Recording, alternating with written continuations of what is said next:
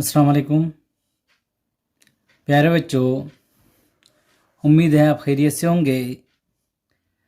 हमारा स्कॉलरशिप इम्तिहान की तैयारी के लिए जो हलशुदा सवालात है उसका सिलसिला जारी है।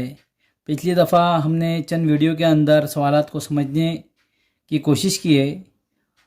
उम्मीद है वो सवालात आप अच्छी तरह समझ गए होंगे। हम जो सवालात बता रहे हैं वो आपको स्कॉलरशिप ही नहीं बल्कि कोई भी कम्पिटिटिव एग्ज़ाम की, कोई भी मसाबकती इम्तिहान की तैयारी आप कर रहे हैं तो उसके लिए फ़ायदेमंद हो। चाहे वो आप स्कॉलरशिप की हो या टीईटी या सीटीटी या कोई भी दूसरे कोई भी एग्ज़ाम की तैयारी कर रहे हो, आपके लिए बहुत ज़्यादा मुफीद है। तो आइए आज हम जो टॉपिक शुरू करने जा रहे हैं वो है मज़मून ज़हनी आजमाइश यानी इंटेलिजेंट टेस्ट। यानी इसके अंदर जो सवालात होते हैं, हम अगर एक तरीके से सोचें तो जवाब दूसरे तरीके से आता, दूसरे तरीके से सोचें तो जवाब तीसरे तरीके से। आपको दिमाग लगाकर आपको जवाब हल करना होता है।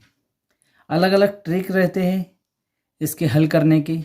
आप समझेंगे और इसकी मज़ीद मशक करेंगे घर पर तो आपको बहुत सारे सवालात समझने में आसानी होंगी।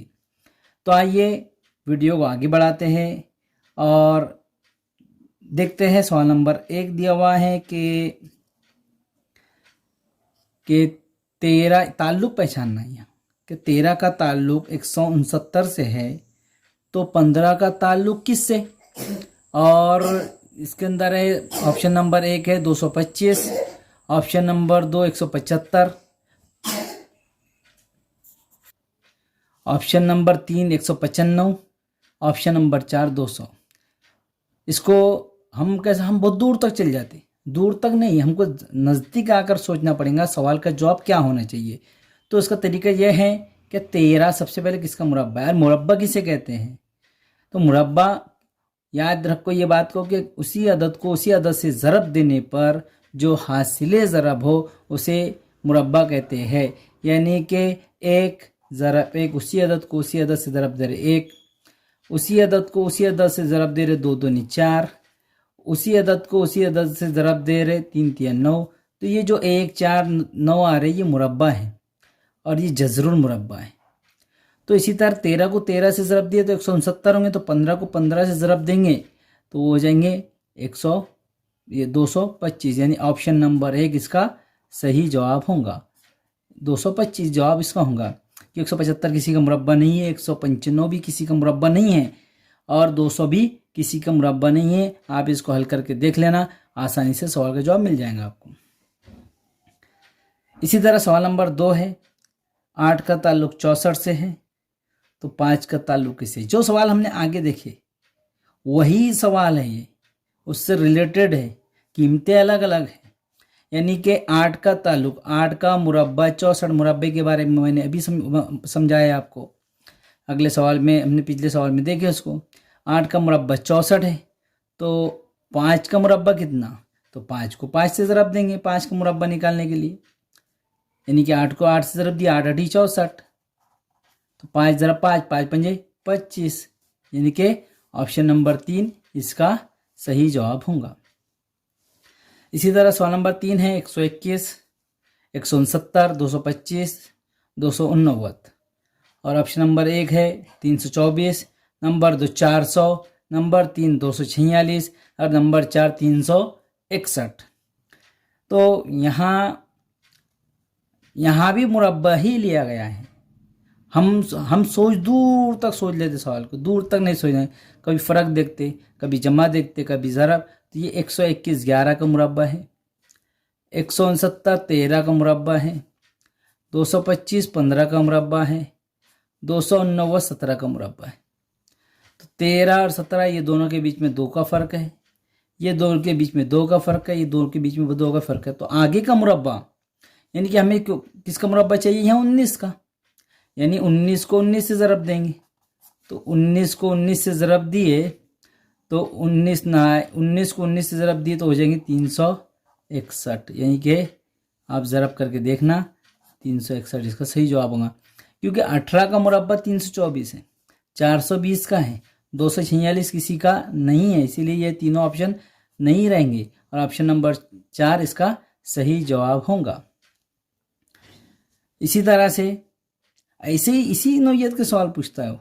आप पिछले पेपर उठाकर देखेंगे तो आपको ऐसे ही सवालात आपके सामने आएंगे। तो यह ऐसा ही अगर इस तरह से आए तो आपको ऐसा ही करना होगा। अब सवाल है 7 8 3 2 5 6 4 2 8 7 2 3 6 8 9 4 6 और सवाल है कि दर्ज बाला अददी सिलसिले में जुफ्त अदद के फौरन बाद जुफ्त अदद के पहले ताक अदद ऐसे कितनी मर्तबा हुआ।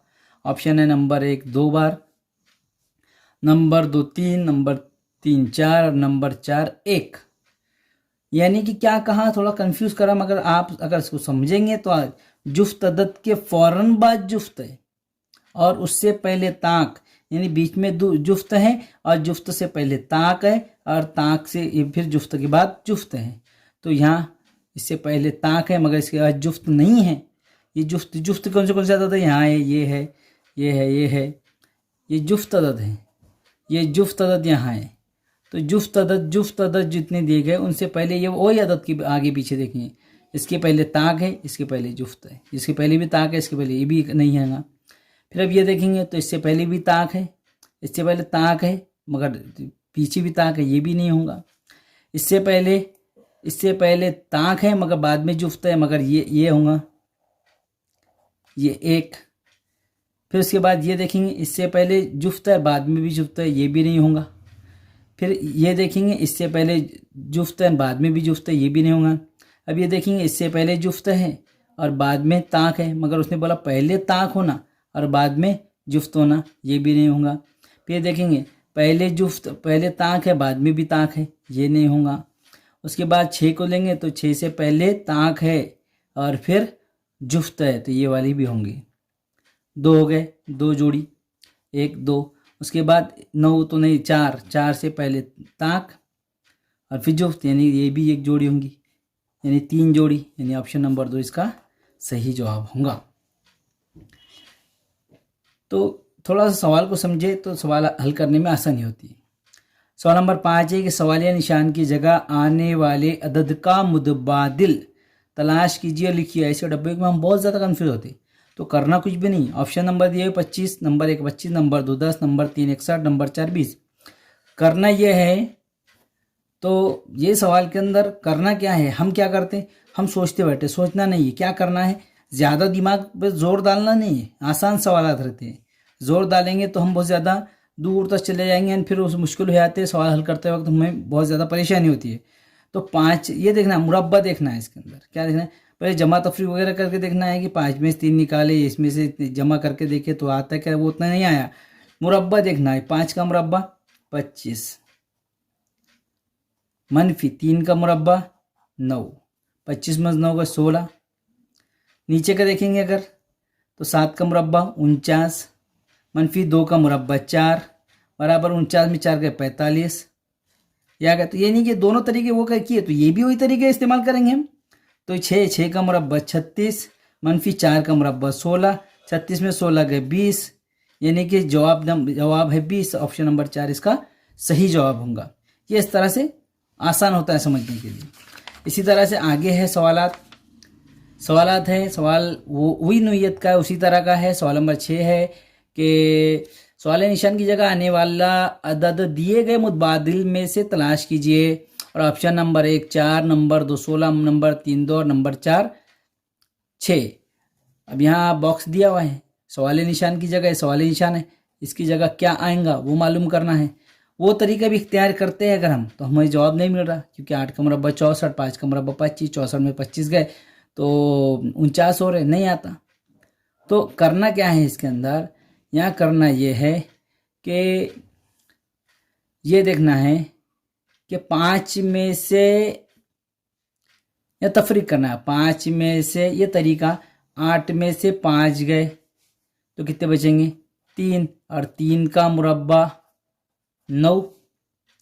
इसी तरह से 7 में से 2 गए तो 7 में 2 माइनस हो जाएंगे तो बचेंगे 5, 5 का मुरब्बा 25। इसी तरह से 9, 9 में 7 गए 2, 2 का मुरब्बा 4।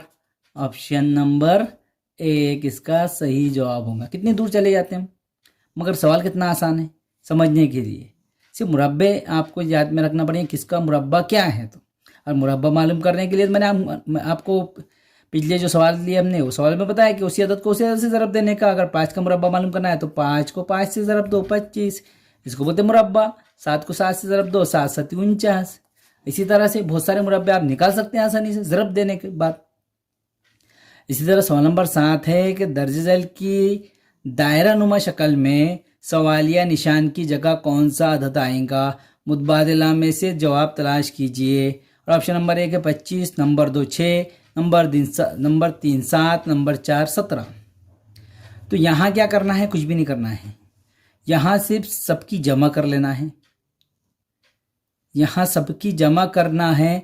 2 और 3 और 2 5 और 5 10 और 6 16 और 4 20। और ये किसका मुरब्बा है ये देखना है। 729 जो मुरब्बा है वो किसका मुरब्बा है। यहाँ तक तो 20 हो गए। तो हम अगर देखेंगे तो यहाँ 27 का मुरब्बा है। वो 27 को 27 से ज़रब दिए तो 729 हो जाएंगे। यानी कि यहाँ कितने आने चाहिए 7। ऑप्शन नंबर 3 इसका सही जवाब होगा। ये तरीके से आप उसको हल कर सकते हैं। इसी तरह से सवाल नंबर 8 है कि सवाली अलामत की जगह आने वाला अदद मुतबादिल में से पहचानिए। यहाँ भी बहुत आसान सवाल है ये। और ऑप्शन दिए हुए 42, नंबर 2 32, नंबर 3 12, नंबर 4 22। ये देखना है। अब सवाल निशान की जगह पे हम क्या करते हैं, यहाँ तफरीक करके देखते, कहीं जमा करके देखते।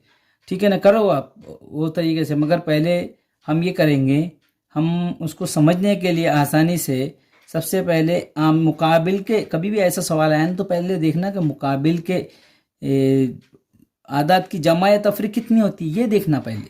इस तरह के सवाल आए तो मुकाबिल के आदात की, तो मुकाबिल के आदात सबसे पहले देखिए। मुकाबिल ये इसका मुकाबिल में है, ये इसका मुकाबिल में है, ये इसके मुकाबिल में है, ये इसके मुकाबिल में।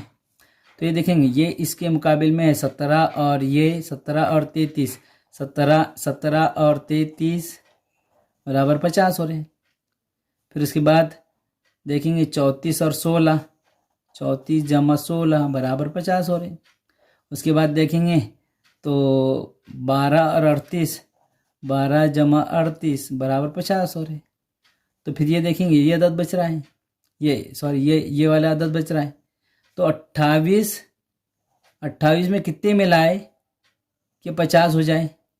तो 28 में 22 मिलाएंगे 50 हो जाएंगे। है ना आसान सवाल। तो ये ऑप्शन नंबर 4 इसका सही जवाब होगा।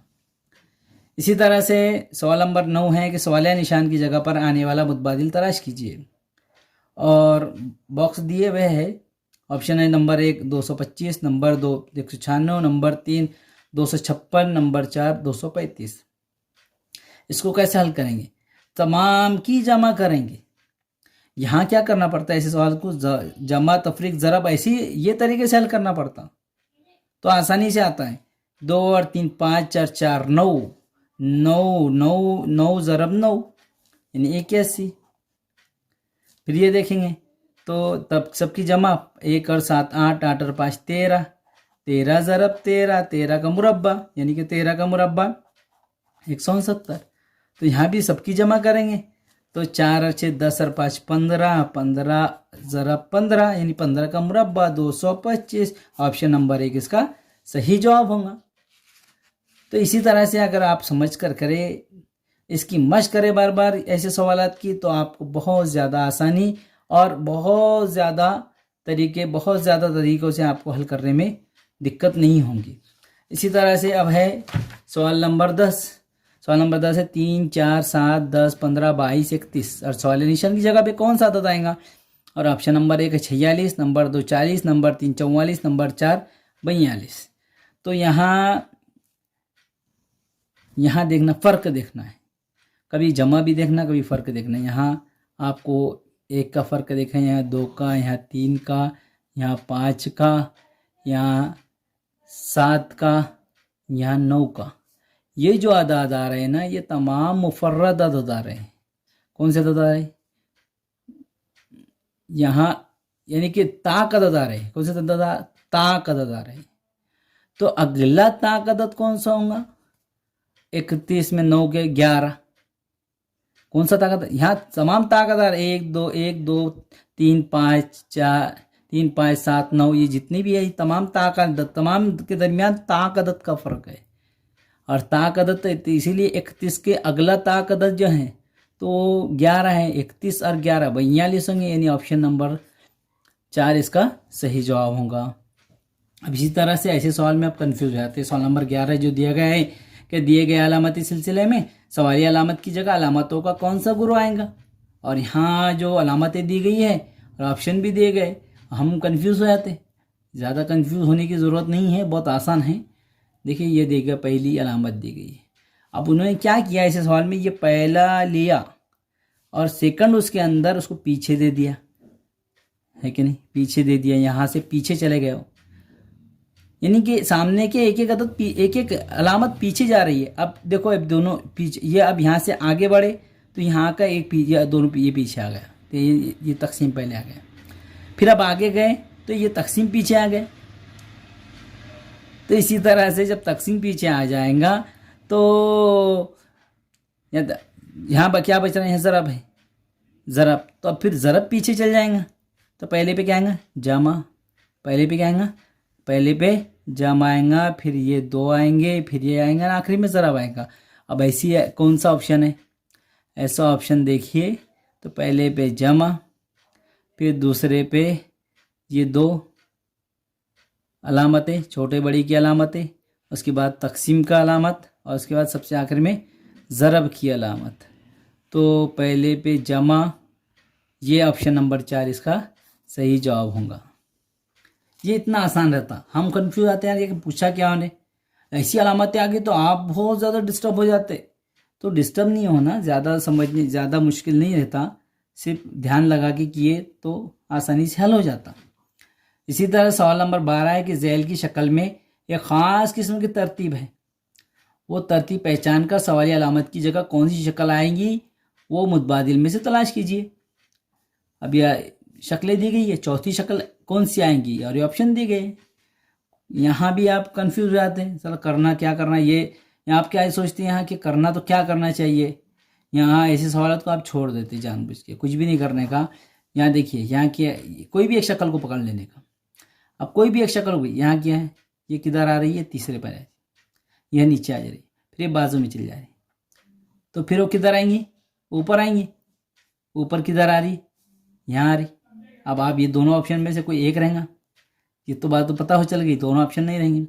उसके बाद फिर अगली शक्ल को देखना, एक से जवाब नहीं आ रहा है, अगली शक्ल को, ये दायरा है, दायरा यहाँ आ रहा है, फिर इधर चले गया, फिर ऊपर आ गया, तो तीसरे में कहाँ आएगा, इधर आएगा कोने पे। तो कहाँ कोने पे आ रहा, दोनों में, इसमें, यानी कि ऑप्शन नंबर 3 में कोने पर आ रहा है, यहाँ आना चाहिए, यानी कि ऑप्शन नंबर 3 इसका सही जवाब होगा। ये नहीं होगा, ये भी नहीं होगा, ये भी नहीं होगा। बात समझ में आ रही है आपकी, बहुत आसान सवाल है, सिर्फ आप ध्यान लगा कर समझे और इसकी बार बार मशक किए तो आपको आसानी से समझ में आएंगे और एग्ज़ाम के अंदर आप उसको आसानी से हल कर सकेंगे। इसी तरह से सवाल नंबर 13 है कि 2 4 7 12 19 30 सवाल निशान और 60, सवाल निशान की जगह पे कौन सा अदद आएगा, और ऑप्शन 1 है 47, नंबर 2 43, नंबर 3 49 और नंबर 4 45। अब यहाँ वही जो पिछले सवाल के अंदर हमने देखे उसी से थोड़ा सा मिलता जुलता है। यहाँ 2 का फ़र्क, यहाँ 3 का फ़र्क, यहाँ 5 का फ़र्क, यहाँ 7 का फ़र्क, यहाँ 11 का फ़र्क, तो यहाँ कितने का फ़र्क हो। अब यहाँ जो अदद आ रहे हैं ना, तो यहाँ जो अदद आ रहे हैं ये अदद मुफर्रद अदद है, और आप जानते हैं कि मुफर्रद अपने अलावा की एक से और अपने अलावा किसी और से तकसीम नहीं होते, उसी कहते हैं मुफर्रद अदद। तो इसीलिए 2 3 5 7 11 ये मुफर्रद अदद है। तो इसीलिए अगला मुफर्रद अदद कौन सा है, और अगला मुफर्रद अदद 13 है। अगला मुफर्रद अदद कौन सा है, 13 है। तो जाहिर सी बात है 13 है, यानी कि 30 जमा 30 में 13 जमा करेंगे तो हो जाएंगे 43। ऑप्शन नंबर 2 इसका सही जवाब होगा। तो ये था सवाल नंबर 13। इसी तरह सवाल नंबर 14 है वो उससे ही थोड़ा सा मिलता जुलता है। आगे हमने पीछे सवालात देखे, उसमें से ही जो मुरब्बे के सवालात थे 196, 144, 164 और सवाल निशान की जगह पे कौन सी अलामत आएंगी? तो 196 जो होगा, 196 किसका मुरब्बा है? सबसे पहले ये 8 का मुरब्बा है, ये 10 का मुरब्बा है, ये 12 का मुरब्बा है और ये 14 का मुरब्बा है। तो यहाँ सब 2-2 का फर्क आया, 14, 12, 10, 8। तो फिर 2 का फर्क आएगा तो 6 का, और 6 का मुरब्बा 6 को 6 से ज़रब दिए, 6 6 36, यानी कि 36, तो यानी ऑप्शन नंबर 3 इसका सही जवाब होगा। तो सवाल नंबर 14 का ऑप्शन नंबर 3 इसका सही जवाब होगा। तो प्यारे बच्चों, ये थे चंद सवालात जो हम आज लेकर आए थे। ज़ैदी आजमाइश के बहुत अहम टॉपिक, अहम सवालात हमने आपके सामने रखे हैं। उम्मीद है ये सवालात आपको अच्छी तरह समझ में आए होंगे। पिछली दफ़ा के भी जो सवालात है, और ये सवालात को अगर आप समझेंगे, हल करने की बार बार उसकी मशक करेंगे, तो आपको एग्ज़ाम के अंदर समझने में आसानी होंगी, सवाल हल करने में आसानी होंगी। कि ये जो सवालात बता रहे हैं हम, ये पिछली दफ़ा भी एग्ज़ाम के अंदर सवालात पूछे हुए हैं। आपको किसी भी साल का अगर पेपर उठाकर देखेंगे तो आपको ये सवालात आपको ज़रूर नज़र आएंगे। तो ये चंद सवालात थे हमने आपके सामने पेश किए। उम्मीद है आपको समझ में आए होंगे। इसी तरह से मेहनत कीजिए। खुदा हाफिज़।